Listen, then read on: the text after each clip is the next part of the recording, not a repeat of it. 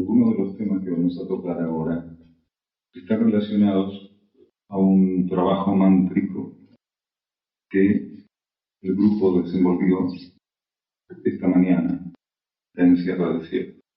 Entonces, algunas de las preguntas que vamos a tocar están directamente relacionadas a ese trabajo. Pero atender esta pregunta va a ser de beneficio para todos, incluso para quienes no estuvieron presentes en ese trabajo mántrico. Acá nos consultan respecto a un término en lengua irdín que se utilizó en este trabajo mántrico. El término es Nakash Shirin. Nakash Shirin. Y hoy se lo utilizó dentro del marco del trabajo mántrico. Y en las últimas semanas se explicó qué significaba este término Nakash Shirin. ¿Qué era un Nakash Shirin? Y entonces, obligatoriamente, a partir de estas consultas, nos vamos a ir metiendo en un tema que también involucra el trabajo mántrico, donde el día de hoy se decía Kasenuma revela su luz. Kasenuma es una jerarquía de ergs. La terminación Uma es muy común dentro del marco de las jerarquías que componen la civilización intraterrena de ergs. Entonces, hoy, dentro del trabajo mántrico, una de las tantas energías con las que se trabajó fue este mantra, parte en irdín, que es el nombre de la jerarquía misma, y parte en español. Kasenuma revela su luz. Y en las últimas semanas nosotros vinimos compartiendo con el grupo en las charlas de miércoles, en las charlas de sábados, y también con personas que venían desde afuera para participar de esas charlas. Compartíamos algunas informaciones relativas a ciertas actividades y funciones, a cierta dinámica inherente a la civilización de ergs, aquí también en el norte de Córdoba. Hasta ahora, de modo general, cuando se hablaba del epicentro o del campo principal de acción de la civilización de ergs, se hablaba del Valle de Ergs, o se habla, de modo efectivo y correcto, del Valle de Ergs, de Iquizamuaica, del lugar elegido, de aquí, de la entrada de la quebrada para arriba. Es toda un área circular montañosa muy amplia que se reveló a través de ciertos contactados hace algunas décadas como expresión directa de un gran espejo planetario, de un gran centro planetario que sirve de asiento a una civilización intraterrena, la civilización intraterrena de Ergs. Con el correr de los ciclos, con el correr de las etapas, la humanidad va recibiendo más información, porque las informaciones, una vez que logran con su patrón vibratorio su cometido, que es ampliar, que es flexibilizar, que es reorientar la conciencia, que es predisponer la conciencia hacia cierto tipo de energías, las informaciones pasan a ser ampliadas o pasan a ser superadas, a ser complementadas. Y en este caso, hay informaciones respecto a la actividad de ERGS que son realmente muy importantes, que siempre fueron muy importantes y que siempre tuvieron una incidencia directa en la superficie planetaria, pero que esta actividad se mantuvo oculta hasta el presente. Estamos hablando de una actividad y una dinámica que el centro de ERGS, la civilización de ERGS, expresa, sostiene, ensaya, a través de un gran vórtice de energía, de un gran espejo de energía que se encuentra en el mar de Ancenusa, más conocido como Laguna de Mar Chiquita. Hace unas semanas comentábamos al grupo que esta laguna es muy extensa, una laguna que tiene aproximadamente 80 kilómetros de extensión, a veces 90, dependiendo del nivel del agua, pero digamos entre 80 y 90 kilómetros de extensión, y puede llegar a unos 40 de ancho. Quiere decir que es un gran espejo de agua, un inmenso espejo de agua.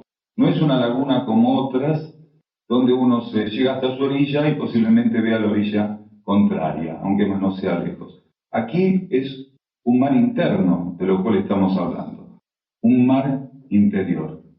Este mar se conoce comúnmente como Mar Chiquita. Los antiguos sanavirones le daban el nombre de Ancenusa.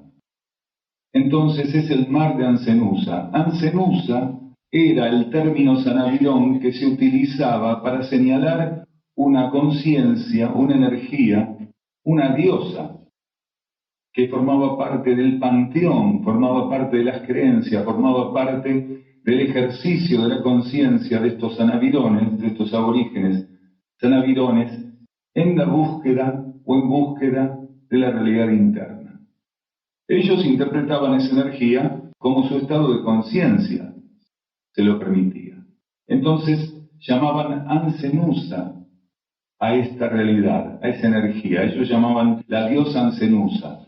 Identificaban la energía que se percibía en la laguna, la identificaban como Ancenusa, ¿sí? La reconocían como Ancenusa.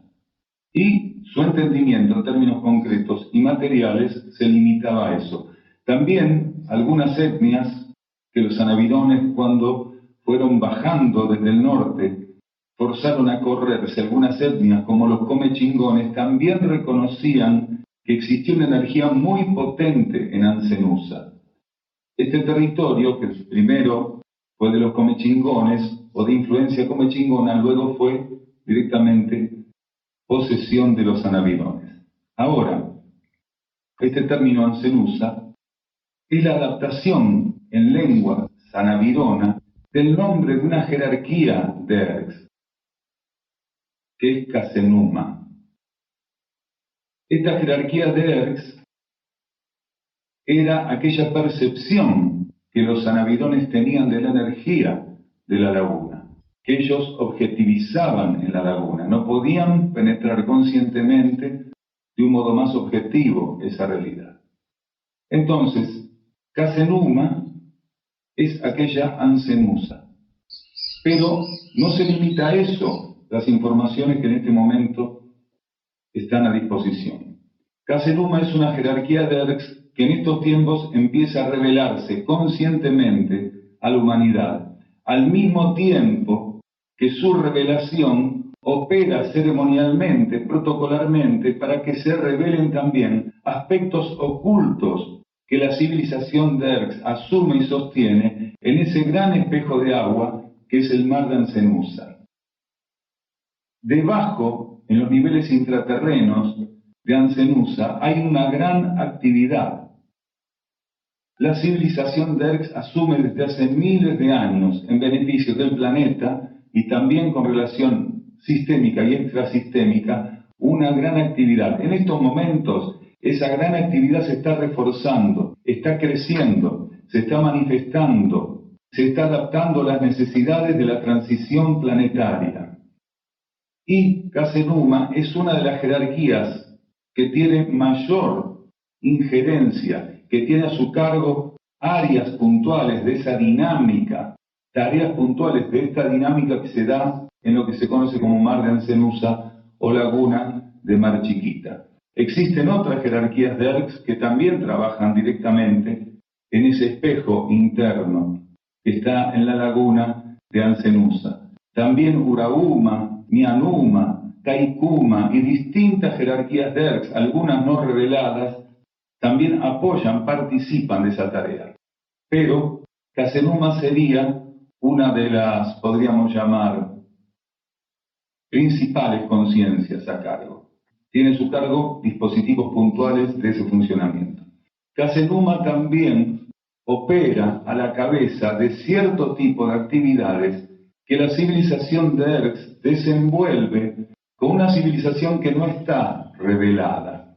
Es una civilización intraterrena de alto nivel evolutivo que tiene, entre algunas otras tareas para el planeta, el manejo, la proyección, la liberación gradual, la adaptación, de algún modo, de la superficie planetaria al octavo rayo, que es uno de los 5 rayos que se activaron a partir de 1988. Esta civilización que no está manifestada, que no está revelada, ni se va a revelar hasta que termine la transición planetaria, trabaja muy profundamente en coligación, en comunión con la civilización de Erx en los niveles internos de la operativa de este gran espejo que funciona en el mar de Ancenusa. Este espejo fundamentalmente está activo y está regulando y modificando y profundizando su actividad en relación a lo que estos tiempos en términos de emergencia están solicitando. ¿Por qué? Porque la dinámica oculta de Ancenusa está directamente ligada a la operación de rescate, a la operación de evacuación planetaria. Muchos seres van a pasar a otros niveles de conciencia, muchos seres van a pasar a otros planos, muchos seres van a transitar el paso de una dimensión a otra cuando sea necesario, precisamente a través de los mecanismos energéticos que se sostienen desde Ancenusa, desde el mar de Ancenusa. Quiere decir, no solo a nivel territorial, sino a nivel global, tiene muchísima importancia. Algunos de ustedes conocen que en un área llamada Bermudas y también un área llamada Iberá, en este planeta, se da con mayor facilidad el pasaje de partículas de un nivel a otro, de una dimensión a otra. Bien, lo mismo ocurre y ocurrió en Ancenusa y va a seguir ocurriendo. Solo que esta función, esta capacidad de Ancenusa de permitir el tránsito de partículas de un nivel al otro, de una dimensión a la otra, de operar como una especie de portal, efectivamente, hasta ahora no estaba revelada. Esta función no estaba en conocimiento de la humanidad, como tampoco estaba en conocimiento de la humanidad que en el área de Iberá esto estaba ocurriendo. Sí formaba parte de algunas leyendas nativas, de algunas leyendas guaraníes, que en la laguna ocurrían algunas cuestiones muy particulares, inexplicables. Generalmente nuestra cultura, que es tan torpe, tan rígida, eso lo endilgaba a esta cuestión tan de superstición que queremos colocarle a los pueblos originarios, donde tanto conocimiento y tanta luz a veces hay en sus mitos y leyendas. Entonces, para los pueblos originarios era claro que en Iberá ocurrían cosas particulares. Ellos describían, ellos recubrían con sus mitos y leyendas como su conciencia se lo permitía. Lo mismo pasaba en Ancenusa. Para los sanavirones y también para los comechingones, Ancenusa era un foco de energía muy particular. Había algo muy fuerte, muy particular ahí. Solo que lo revestían, lo recubrían, lo ofrecían como su conciencia se lo permitía. Entonces, en este ciclo, en esta etapa de la transición planetaria, ya empieza a revelarse esto que hasta el momento permanecía oculto. Y este trabajo de Ancenusa, donde la civilización de Erx tiene un rol preponderante en la operativa de ese gran espejo energético, junto con esta otra civilización que colabora con un aporte puntual de octavo rayo, este trabajo en conjunto está ligado directamente a una actividad que un Nakash Shirin, quiere decir un conjunto de energías crísticas de alta evolución, sostienen en la Luna, en nuestro satélite lunar. En la Luna hay una gran cantidad de conciencias, tanto sistémicas como extrasistémicas, de distintos niveles evolutivos, que están presentes en esa base lunar, están presentes en la Luna, precisamente para asistir, participar y prepararse en lo que va a ser, en algún momento, al mediano o al largo plazo, las necesidades de la evacuación planetaria o el rescate en la superficie de este planeta. Este centro intraterreno de Erx, junto con esta civilización que aporta esta energía de octavo rayo, trabajan profundamente con un grupo, con uno de los tantos grupos de conciencias, en este caso con un Nakash Shirin, que directamente adapta energías de la conciencia samana que van a operar directamente en la operación rescate cuando sea necesario y del modo que corresponda. Estos son tiempos donde gradualmente a la humanidad se le empieza a informar. ¿Por qué ahora estas informaciones? Porque hasta hace un tiempo atrás nos hubieran puesto un chaleco de fuerzas. Porque es así. Hoy no quiere decir que algunos de los que estemos aquí reunidos no tenga que hacer un trabajo de adaptación a lo que estamos diciendo, un trabajo de flexibilización, pero la disposición en términos internos para poder sintonizar esto está presente. Tal vez la personalidad tenga un trabajo de adaptación para hacer, pero en términos internos, todos los que estamos acá reunidos estamos en contacto con estas informaciones. Para nosotros, en términos interiores, para nuestra mónada, para nuestro espíritu, para nuestra alma, esto es una realidad, es absoluta realidad. Solo que para nuestro consciente, esto era inédito. En los niveles internos, esto forma parte de la realidad planetaria. Estas informaciones llegan para que nosotros podamos adaptar de un modo más profundo nuestra frecuencia vibratoria, nuestra energía, a lo que van a ser en algún momento los requerimientos del plan evolutivo en relación a conciencias que posiblemente tengan que asumir parte del servicio en la superficie planetaria cuando las exigencias, cuando el tiempo, cuando los momentos lo requieran. ¿Alguien quiere preguntar algo más de esto que ocurre en el mar de Ancenusa? ¿Quiénes van al mar de Ancenusa? Cualquier persona que quiera llegarse hasta el mar de Ancenusa va a estar ahí. Supuestamente cualquier turista puede ir hasta ahí, pero la pregunta sirve para aclarar algo. Hace algunas décadas, vino una creciente muy grande que destruyó una inmensa infraestructura de hotelería, casas, turismo, porque no puede ser invadido tan groseramente el lugar.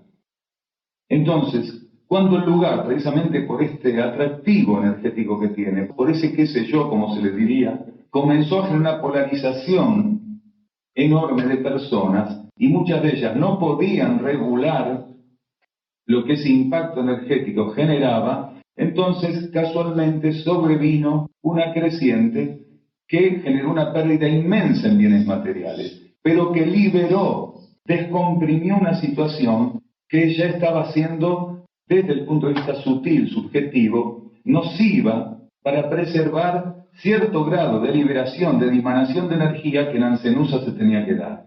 Porque Ancenusa siempre recibió el flujo de 3 ríos mínimamente. El principal, el Salí, llamado Dulce.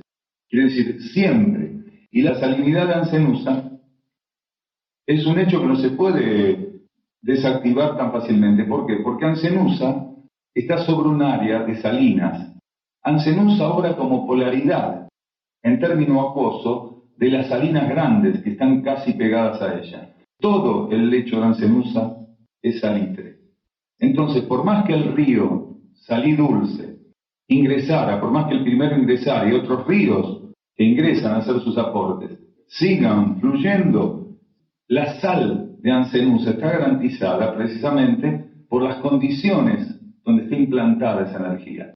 Ahora, respecto a su secamiento, este riesgo existe.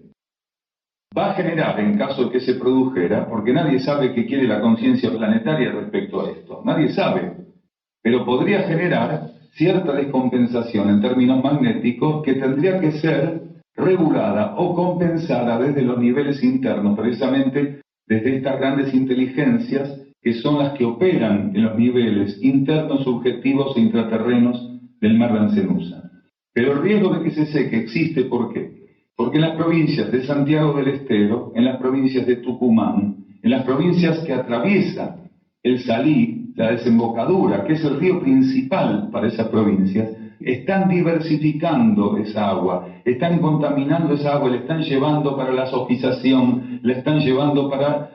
Quiere decir, están generando un desvirtuamiento del cauce original del río. Entonces, los flujos de agua que deberían llegar hasta el mar de Ancenusa van en baja, van mermando. Ahora, todos sabemos que está en manos de la conciencia planetaria y que el ser planetario puede arreglar estas cosas cuando quiere. Ahora, si corresponde por algún motivo kármico que baje el nivel del mar de Ancenusa o que se torne simplemente un pantano o que se llegue a secar, esas informaciones no las tenemos. Pero sí está el riesgo de que baje muchísimo su caudal. Lo que principalmente nosotros queríamos compartir a partir de estas preguntas que se hicieron fue esto que está ocurriendo en los niveles internos, subjetivos y ocultos de Ancenusa. A ver, aquí nomás, sobre el Valle de Erx, hay un basural a cielo abierto enorme. Fíjense, en los planos subjetivos e internos, la luz de Erx refulge. En la superficie tenemos un basural a cielo abierto. Quiere decir, la incongruencia y la contradicción entre lo que el mundo material ofrece y el mundo subjetivo e interno sostiene va a seguir siendo inmensa hasta que la transición planetaria termine y la purificación del planeta se concrete. Entonces, cuando esa purificación planetaria se concrete, no va a haber más basurales, no va a haber más desechos tóxicos en Ancenusa, porque la contaminación de Minera La Lumbrera va a llegar hasta la laguna de Mar Chiquita, hasta el mar de Ancenusa.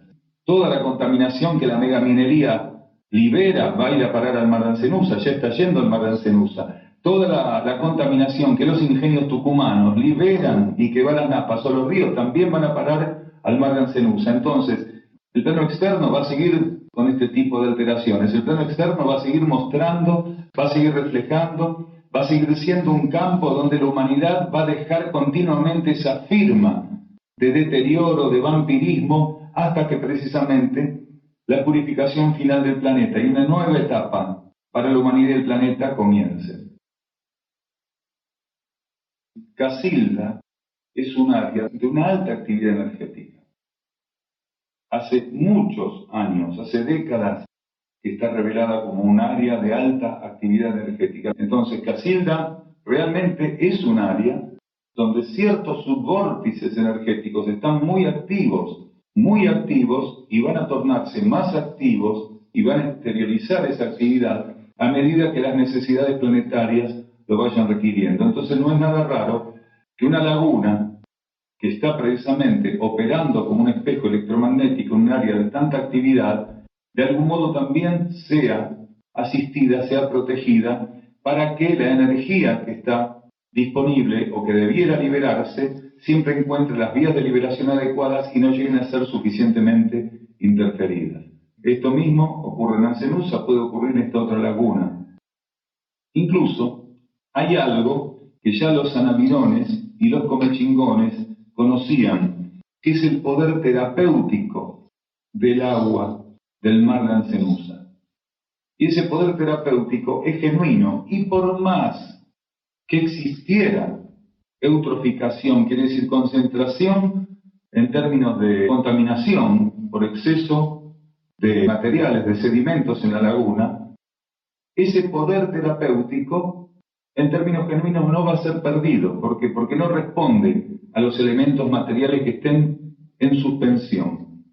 No está relacionado o no a esa eutroficación que puede tener o no la laguna, porque su poder terapéutico es uno de los reflejos precisamente de la liberación de energía que ofrece la laguna para quienes pueden percibir alguna de las funciones ocultas en base a lo que la conciencia esté siendo estimulada a reconocer y en base a las necesidades que tengan que ser asistidas en un ser o en un grupo.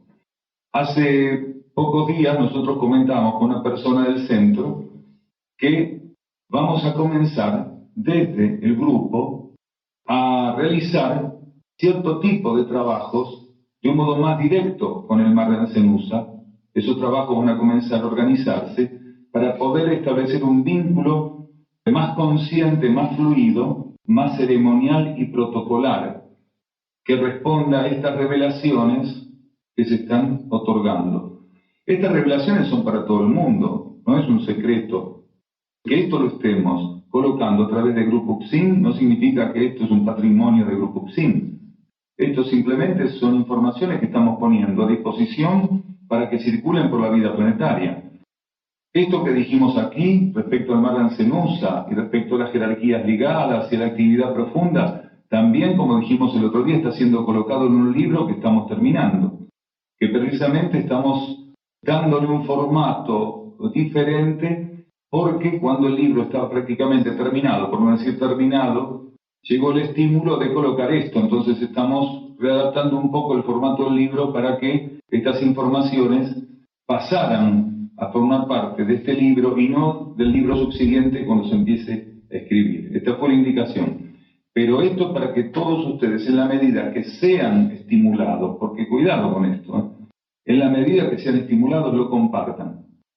Porque ninguna información es para todo el mundo, ninguna información tiene que circular de modo descontrolado, porque si no, se degrada la información, se desvitaliza la información. La información pierde su capacidad vibratoria, pierde aquello que tiene encomendado. Cuando algo se revela desde los niveles internos, se revela precisamente para generar un estímulo, para generar un vínculo, para que el aporte realmente vaya a ocupar el lugar que le corresponde. Cuando una información se revela, es porque aquello que está ofreciendo y aquello que pasa a ocupar, hasta ese momento nada lo ofrecía ni nada lo ocupaba.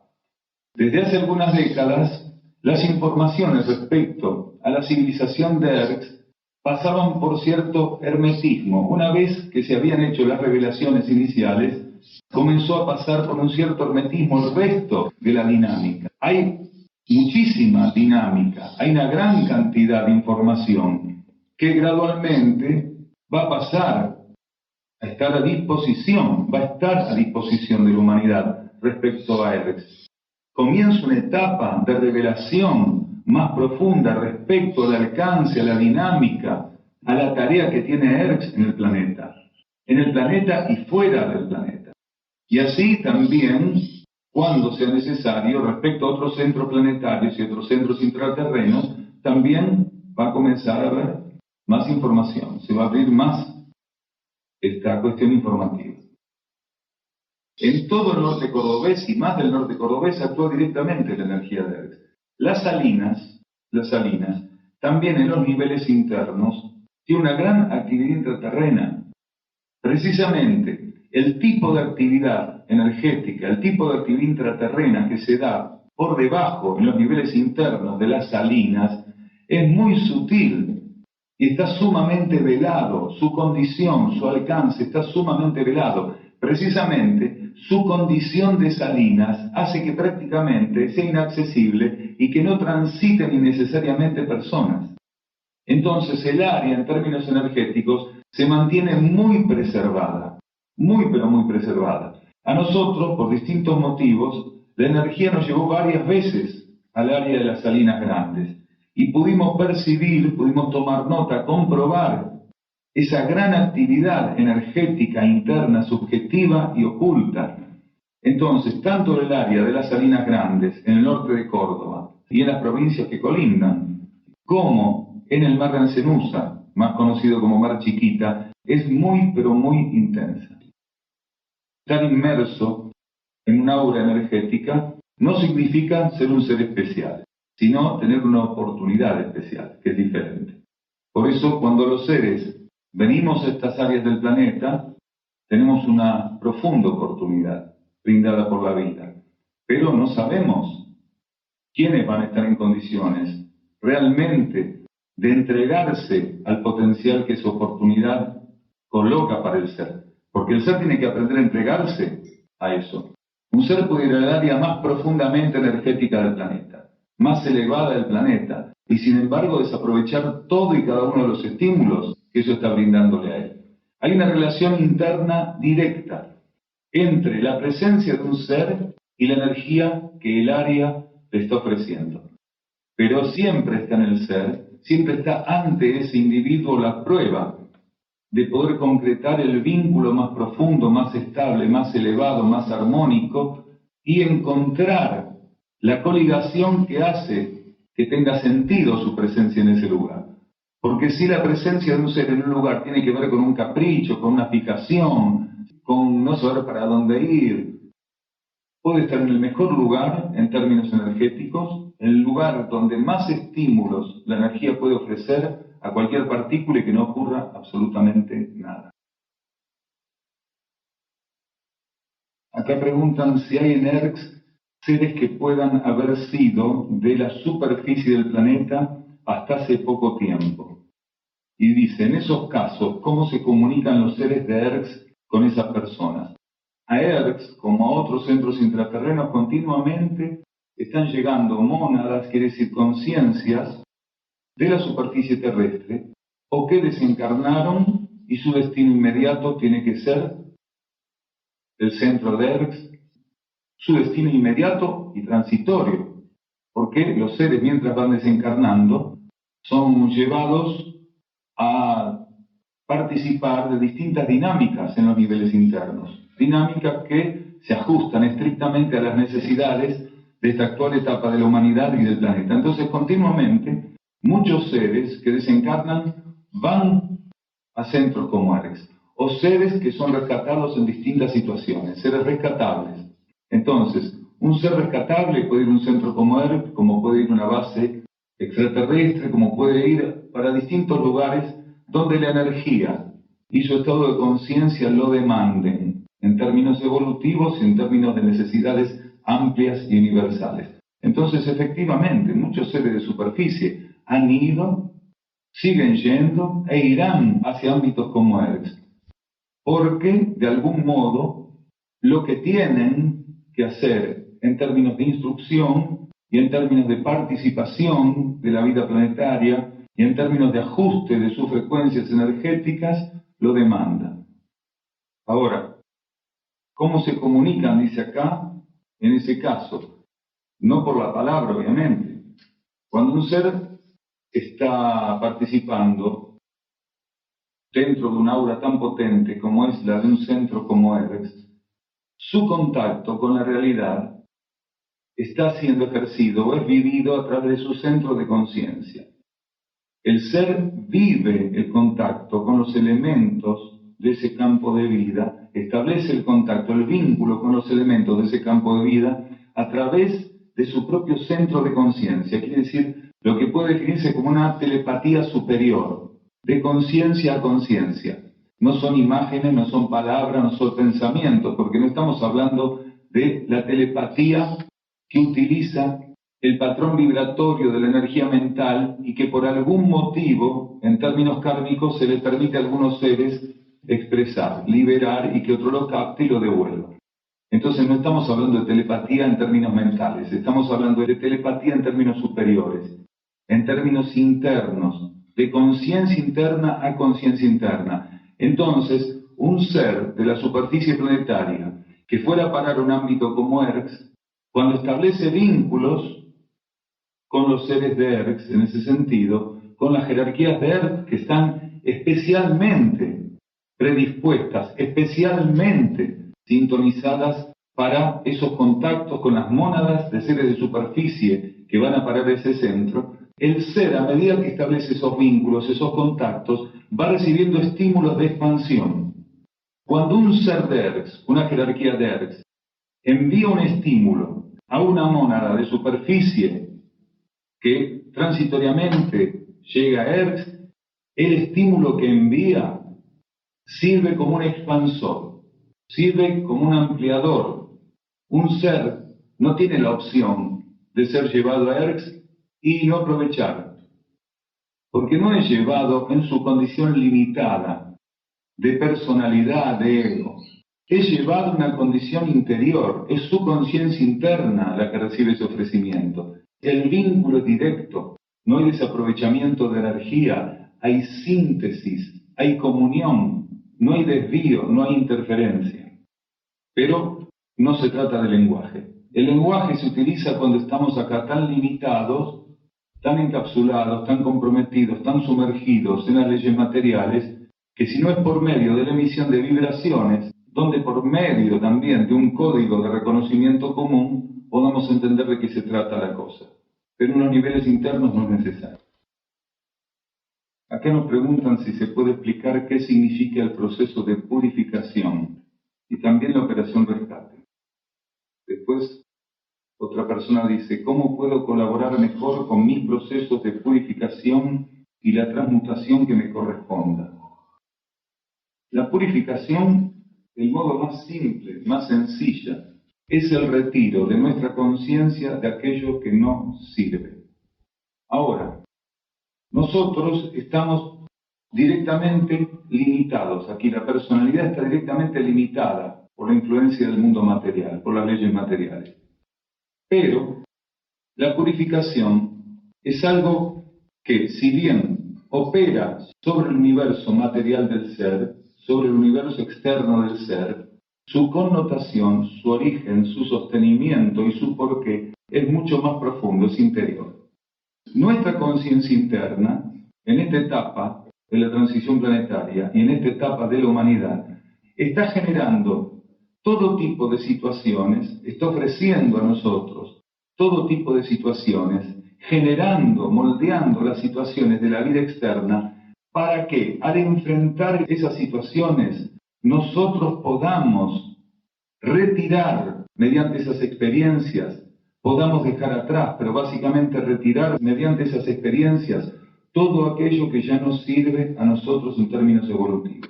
Entonces la purificación es lo que ofrece la energía, lo que ofrece la propia conciencia interna, es lo que ofrecen las leyes planetarias para que el individuo retire de su vida, permita que se retire de su vida aquello que no sirve para él. ¿Y qué es eso que nos sirve para cada uno de nosotros? Y eso solamente lo sabe cada uno de nosotros. La purificación es esta acción de la energía que afortunadamente opera para que de nuestra conciencia se retire lo inservible. Este sentido de alimentar el fuego con lo que de mí ya no sirva es, en el marco del proceso de la purificación, una energía superlativa, porque un ser puede pasar por una purificación o pasar por la ley de purificación sin adherir en absoluto a eso. Quiere decir, él no tener ningún tipo de condición como para adherir a esa energía que intenta retirar algo de él y él dice, no, yo no tengo ninguna intención que se retire eso, para mí eso está bien. O ni siquiera tiene idea de lo que se está retirando, pero por las dudas me opongo, dice. Entonces hay una etapa de la purificación que nosotros varias veces definimos como autopurificación, quiere decir, la capacidad de la conciencia de adoptar una posición ante la energía de la purificación, ante la ley de purificación, que es pura adhesión a la voluntad de esa ley y a la voluntad de esa energía. La ley de purificación es la que retira de nosotros lo que nos sirve, pero nosotros tenemos que aprender en cierta etapa a retornarle a esa ley, a ofrecerle retorno a esa ley de lo que nos está ofreciendo. ¿Y cómo trabajamos para ofrecerle a esa energía un retorno? Para retornarle a esa energía lo que nos está entregando. Trabajar en adhesión a ella conscientemente. Quiere decir, ofrecernos conscientemente para que de nuestra vida se retire lo que nos sirve. Aprender a identificar aquello que ya no tiene sentido en nuestra vida, a lo cual no tenemos que hacer lugar, y trabajar para que eso se retire de nuestra existencia. Porque nosotros ya somos conscientes que hay una cantidad de elementos que generan un movimiento desarmónico, discontinuo, ineficiente en términos emocionales, y seguimos sosteniendo, alimentando, apegados a esos elementos. Si nosotros aprendemos a estar atentos y silenciosos, vamos a percibir cómo una gran cantidad de elementos demandan un consumo energético inmenso, a partir de que nuestra conciencia emocional se identifica con ellos y automáticamente pasa reclamo, está pasando la factura de aquello. Entonces tenemos que estar muy atentos porque en esos procesos, en esos campos, en esas situaciones, es donde tenemos que colocar ante la ley de purificación y ante la ley de transmutación nuestra conciencia y lo que nos constituye. Nosotros somos extensiones de la vida interna en la materia. Como tantas veces dijimos, no somos mente, no somos cuerpos emocionales, no somos cuerpos etéricos físicos.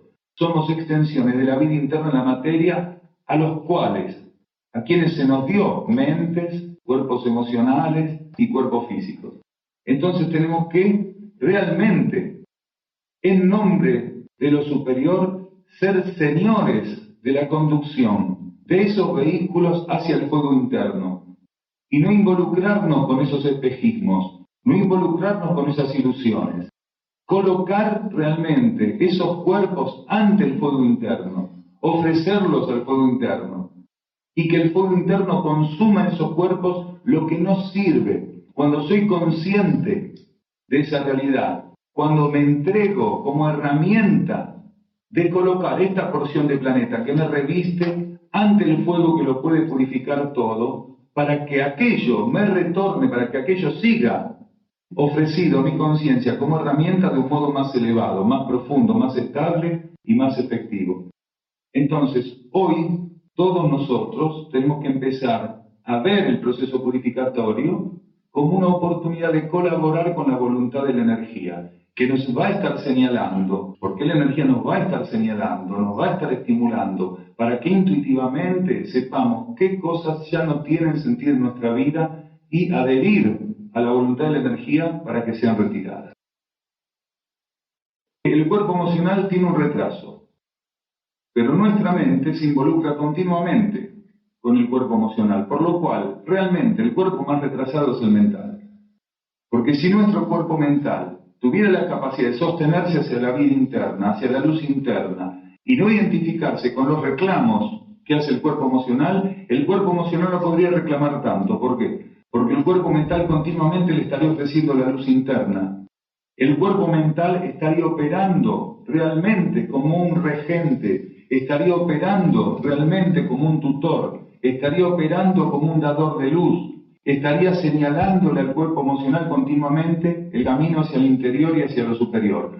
Pero, contrariamente, nuestro cuerpo mental se involucra con los reclamos del cuerpo emocional y conforma una colisión inestable, donde la energía no circula y donde continuamente el cuerpo mental pasa gradualmente y muchas veces sin tener una conciencia plena de esto, a argumentar con ideas los reclamos que el emocional coloca con sentimentalismo. Entonces realmente el cuerpo más atrasado es el mental. En esta etapa de la humanidad, el cuerpo mental tendría que tener otro desarrollo. El cuerpo mental tendría que haber comenzado su desarrollo de un modo más efectivo ya en la Atlántida. Los atlantes se desviaron tanto que lo único que hicieron fue trabajar con el cuerpo emocional. Y el germen mental era utilizado de un modo muy pobre, muy básico. Es decir, el cuerpo mental quedó en una estructura muy básica de desarrollo. Nosotros tendríamos que estar, los seres tendrían que haber estado en esta etapa posatlante o posadámica, tendrían que haber estado ya disponiendo de estructuras mentales de otro nivel, de otra cualidad, de otra condición, pero se encontraron que en la raza anterior no hicieron el trabajo adecuado. Entonces, al no hacer el trabajo adecuado, venimos retrasados. Venimos realmente retrasados. Todos nosotros tenemos que, ante el reclamo del cuerpo emocional, no involucrarnos, no caer en esa trampa, elevar la conciencia mental hacia la vida interna. El ego tiene que estar lúcido. El ego no está para ser aniquilado, como algunos creen. El ego tiene que estar lúcido, sentirse realmente, profundamente, extensión de la vida interna, y estar continuamente atento para cuando el cuerpo emocional y el cuerpo mental no están orientándose hacia donde se tienen que orientar, el ego tiene que estar atento para trabajar, para intervenir, para estimular el cuerpo mental para que se mantenga orientado hacia lo alto, hacia adentro, hacia lo superior. El ego no tiene otra función. De la función compulsiva de usar los cuerpos de la personalidad para provecho y situaciones personales, tiene que pasar esto otro gradualmente. Porque el ego, cuando está instalado en una etapa primitiva y se reviste con los cuerpos de la personalidad, los utiliza para satisfacer cosas de la materia, proyectos personales, utiliza los cuerpos de la personalidad como herramientas para ganar terreno en la materia, para vampirizar la materia y enseñorarse de la materia. Y el ego no tiene que hacer eso. Entonces ya estamos por otra etapa. Ya eso de que queremos usar el cuerpo mental, el cuerpo emocional y el cuerpo físico o etérico físico para sacar provecho de la materia, para vampirizarla o para pisotearle o pisarle la cabeza a los demás, esa etapa ya para la mayoría de los que estamos acá o para todos ya no sirve, ninguno quiere hacer eso. Entonces tenemos que empezar a transitar esta otra etapa, que como egos en la materia, del modo más lúcido, cuando vemos que nuestros vehículos están respondiendo engañosamente a los juegos de fuerza de la materia, estimularlos para ir hacia arriba. La mente, si no, se piensa a sí misma. Alguien preguntaba por acá eso, que alguna vez dijimos, la mente se piensa a sí mismo. Claro, si el ego se mimetiza con el cuerpo mental, y no se diferencia con el cuerpo mental, y la mente empieza a pensarse a sí misma, la mente empieza a hacer toda su historia, la mente se empieza a ir, empieza a tomar carrera, y el cuerpo mental empieza a ocupar para la conciencia del ego como un espejismo permanente. Cuando uno le dice al ser, no, usted no es cuerpo mental, ¿cómo no soy cuerpo mental? ¿Qué soy entonces? ¿Qué? ¿El cuerpo mental? Nosotros no somos eso. Nosotros somos vida interna, ingresamos a la materia. Y cuando ingresamos a la materia nos dan revestimientos, nada más. Pero si me identifico tanto con mi cuerpo mental y con mi cuerpo emocional, siento que soy eso. Entonces el cuerpo emocional empieza a patalear, a llorar, a hacer reclamos, a trabajar con el sentimentalismo. Y el cuerpo mental, ¿qué hace? Voy a su socorro, pero no va a su socorro. Va y se mete en el mismo problema. Entonces el cuerpo emocional le llora y el mental le reviste con ideas de patrón vibratorio bajo, lento, ideas que en realidad no son inspiración interna, sino la respuesta del cuerpo mental impactado por los reclamos del cuerpo emocional y le empieza a decir, bueno, pobrecito, a ver qué puedo hacer con vos.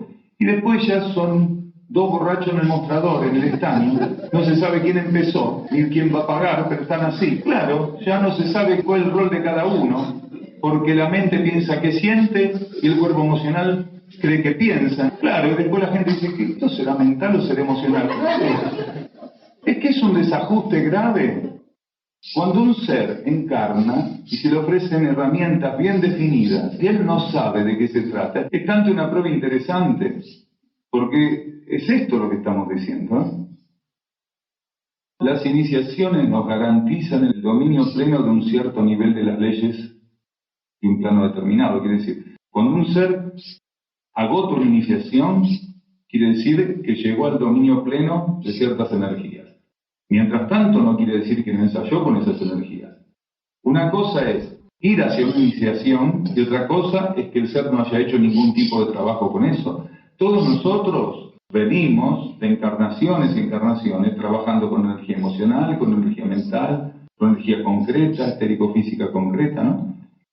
Pero si nosotros, para decir que vamos a empezar a pensar, vamos a tener que pasar por la tercera iniciación, ¿cómo llegamos a la tercera iniciación? Descerebrados, sin pensar nunca.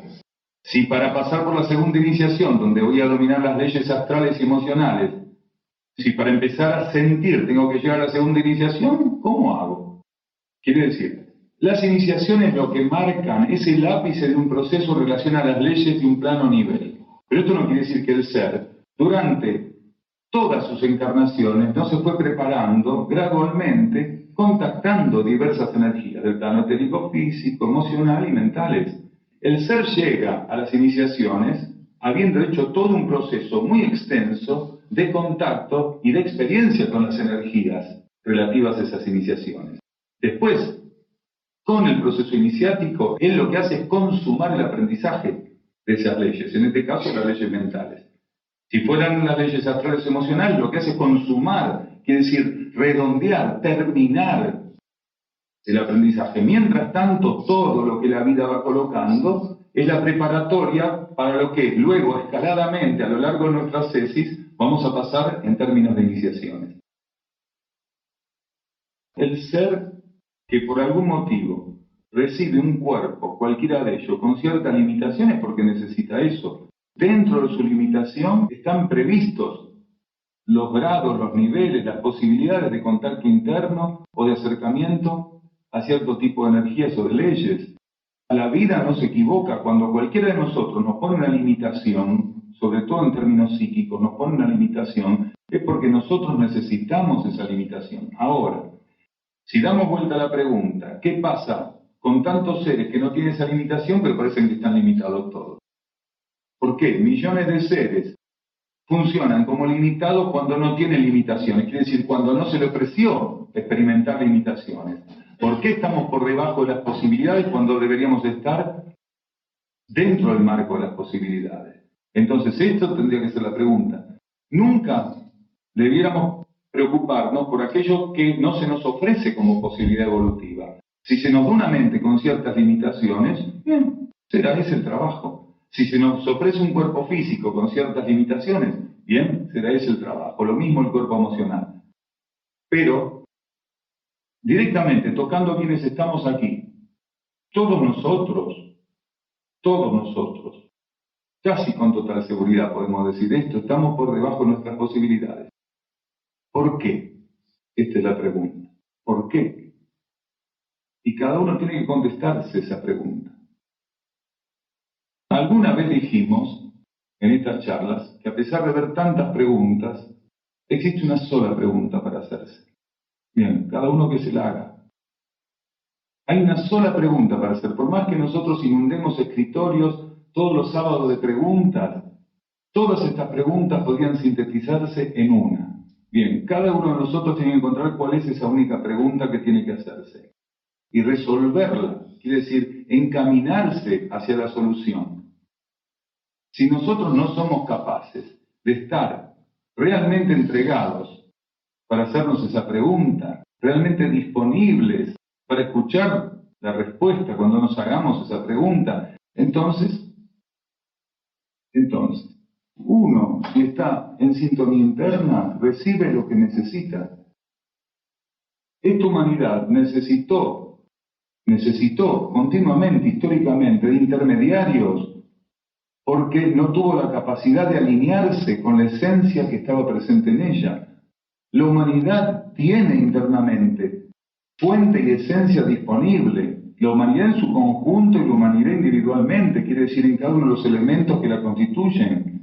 ¿Por qué se necesitó continuamente a lo largo de las razas, de las eras, de las etapas intermediarios? Porque la humanidad se identifica con aquello que no aporta luz, se identificó con aquello que no podía aportar soluciones. Si la humanidad hubiera estado en el mundo de la materia, abierta realmente a las soluciones que son internas, entonces la materia le hubiera ofrecido soluciones, quiere decir la posibilidad de ir hacia la fuente. Pero la humanidad se cerró a eso, la humanidad se cerró absolutamente a eso. Entonces, cuando un ser puede entrar en un grado de sintonía, en un grado de alineación, y más allá de las fluctuancias propias que se puede experimentar en la materia cuando uno está encarnado, sostenerse en esa alineación y sintonía, todo lo que necesita lo va a recibir como información, todo lo que necesita. Si nosotros decimos, va a recibir, como pregunta nuestro hermano, va a recibir las informaciones que estamos diciendo al principio, si las necesita. Si no las necesita, no. ¿Por qué? Porque estamos hablando de soluciones.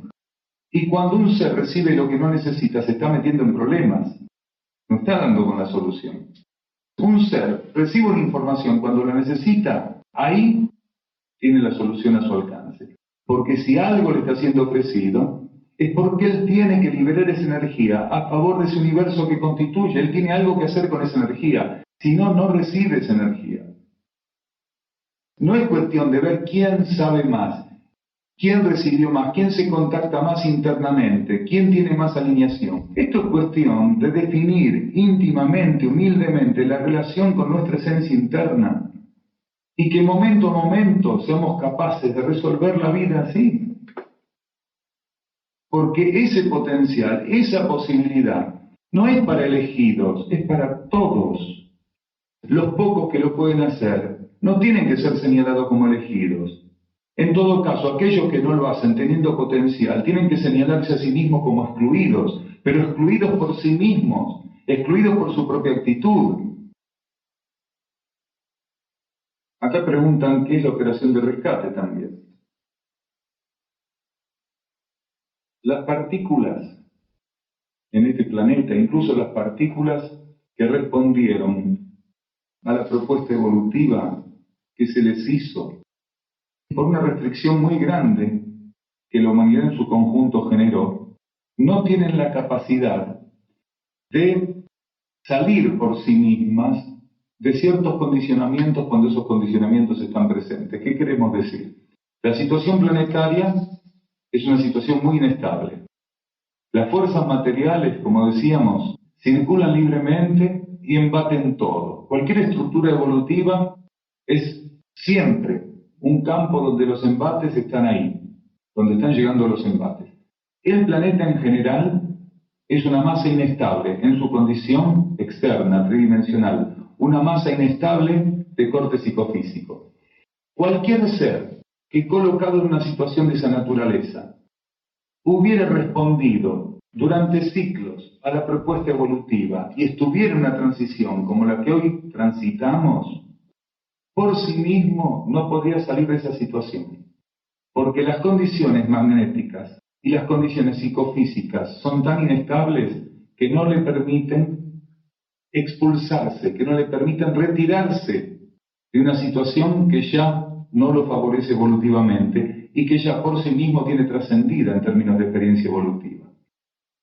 Cuando las condiciones de un planeta y las condiciones de una humanidad son como las de este planeta aproximadamente y como las que nuestra humanidad aproximadamente ofrece, es necesario que las jerarquías colaboren para que las mónadas que hubieran respondido evolutivamente puedan ser retiradas de ese marco tan inestable, de ese marco tan desarmónico. ¿Por qué? Porque las mónadas por sí mismas, dada esa condición tan inestable, no pueden retirarse. Ese es el sentido del rescate y de la evacuación.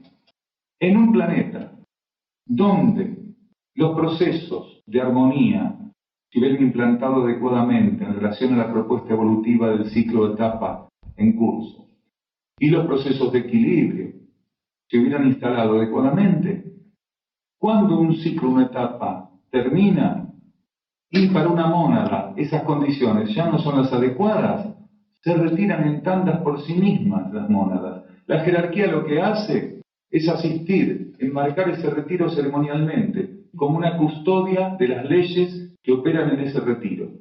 En planetas como eso no hace falta un rescate, una evacuación. ¿Por qué? Porque cuando un conjunto de mónadas terminó lo que tenía que hacer, por sí misma le permite esa relación con las leyes, prepararse para la ceremonia del retiro de ese orden. Nosotros, con nuestra actitud tan altamente desequilibrante, tan altamente interfiriente, no le permitimos a las mónadas que sí respondieron evolutivamente poder hacer esto. No saben cómo salir, no encuentran el modo para salir del marco energético tan inestable del planeta. No encuentran la manera. No les da el aprendizaje evolutivo para poder hacer eso que en otra condición planetaria, en este o en otro planeta, sí hubieran podido ejercer. Entonces, ahí es donde se hace necesario el rescate. La jerarquía aporta, sostiene, coloca las condiciones que las mónadas por sí mismas no pueden. Entonces, ahí es donde se procede el rescate. ¿Por qué? Porque las jerarquías dominan aspectos de las leyes planetarias que estas mónadas, en un marco tan interferido y desarmónico, no pueden aplicar. Este es el porqué del rescate. No es un capricho el rescate. El rescate no es ningún capricho, no es una fantasía ni ilusión. ¿Y por qué tienen que ser rescatados? Porque no pueden directamente, las condiciones son tétricas.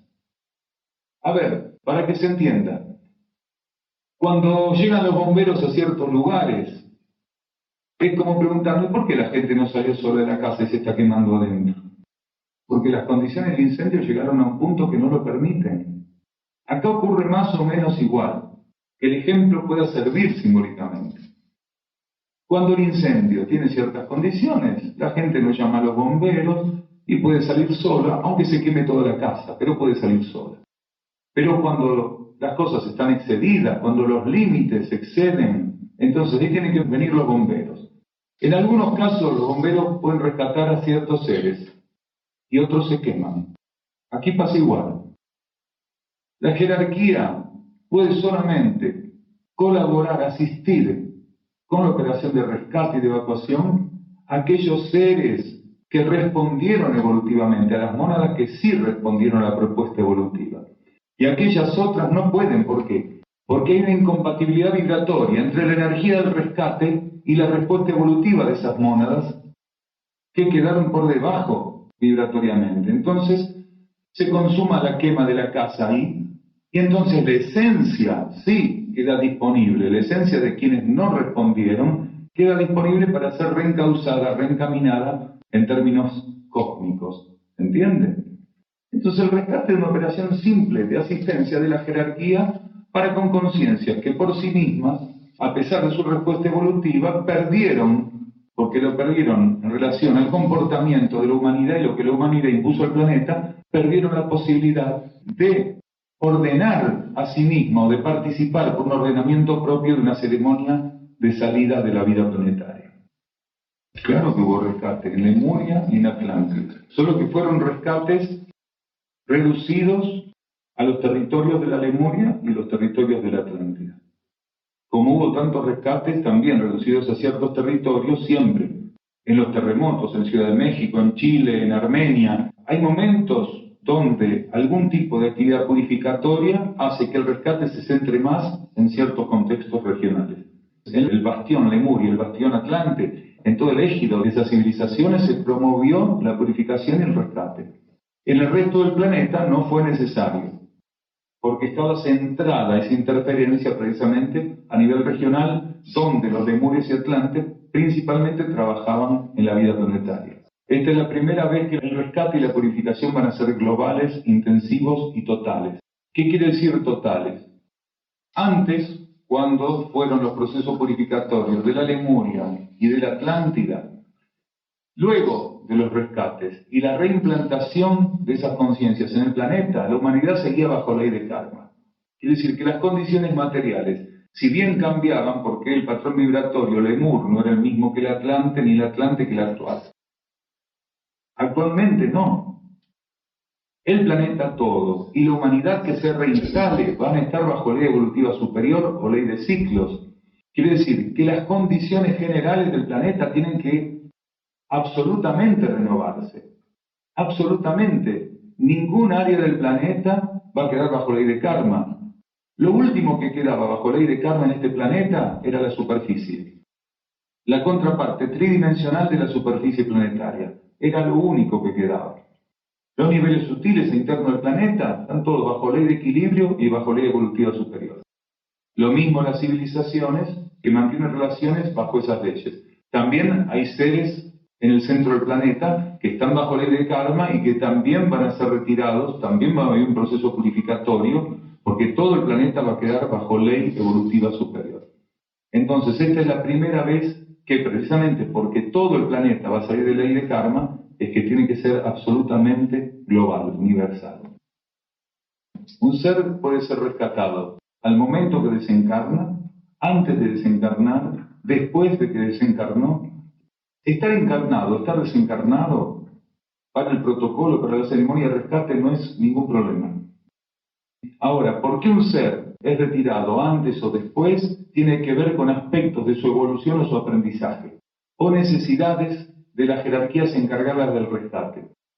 Pero en realidad, para la energía que opera sobre el rescate es lo mismo, porque el dominio de esa energía sobre los aspectos de las leyes materiales es absoluto. Está esto otro que también siempre se pregunta: ¿vamos a ser rescatados con cuerpo físico? Bien, cada vez menos la posibilidad de ser rescatado con cuerpo físico. ¿Por qué? Porque a medida que la transición avanza, la cantidad de seres que tienen condiciones psicofísicas aptas para poder ser retirados con cuerpo físico va decreciendo, porque los seres cada vez se involucran más con las fuerzas materiales. Incluso los seres que internamente son rescatables, muchos de esos seres están revestidos psicofísicamente con cuerpos que están continuamente respondiendo a las fuerzas materiales. Entonces esos cuerpos no pueden elevar su patrón vibratorio como para tornarse aptos para el rescate. Entonces la mayoría de los rescatables, la inmensa mayoría, va a ser rescatado monádicamente, quiere decir con conciencia interna. La conciencia interna del ser es la que vive el rescate. Y los trajes vuelven al reservorio de átomos del planeta. Se devuelven, como un traje que ya no se usa más. Como hasta ahora se hace cada vez que la ley de muerte tiene que ser vivida por nosotros. El alma es sintetizada en la mónada. El ser rescatable en cuerpos internos, cuando deja los cuerpos externos, absorbe la energía anímica. En algunos casos la mónada puede mantener la individualidad del alma, pero cuando es un rescate monádico, la mónada sintetiza las energías que estén a disposición en términos empáticos, la sintetiza y es rescatada de ese modo. Claro, un ser puede estar tomando mate abajo de un álamo y lo rescatan. Antes de desencarnar, está tomando mate y su conciencia interna es rescatada. El traje queda ahí. Primero fue rescatado y después el traje sacaron la batería. A veces ocurre diferente. El ser, por algún motivo, tiene que enfrentar delitos kármicos, tiene que pasar por una enfermedad, tiene que pasar por un accidente, desencarna y a partir del momento de desencarne, internamente es conducido por la ceremonia del rescate. No hay diferencia ninguna, es simplemente cierres, aprendizajes que son importantes para la conciencia. Hay seres que van a ir caminando por la calle, delante de otras personas, y de repente desaparecieron. Y el hijo le dice a la madre, desapareció, ¿lo viste? ¿Qué? ¿Desapareció? ¿Quién? La señora que iba ahí adelante. Ah, cállate. ¿En serio desapareció? Te juro que desapareció. Esto va a ocurrir. Soñé que visitaba un lugar y al entrar me rapaban la cabeza. Luego venía una joven muy amorosa y escribía en mi cuero cabelludo con delicadeza la palabra trascendental o trascendente. Estoy en duda, dice la persona. En ese lugar pasé un tiempo, no sé cuánto, y un día decido irme. Adentro no me crecía el pelo, debe ser adentro del lugar, ¿no? Adentro no me crecía el pelo, pero al salir pensé, ahora me dejo crecer el pelo. Y así la palabra que estaba escrita, no pude encontrarla más, ya no podía recordar en qué parte de mi cabeza estaba. Creo que eso fue todo el sueño. Muchas gracias.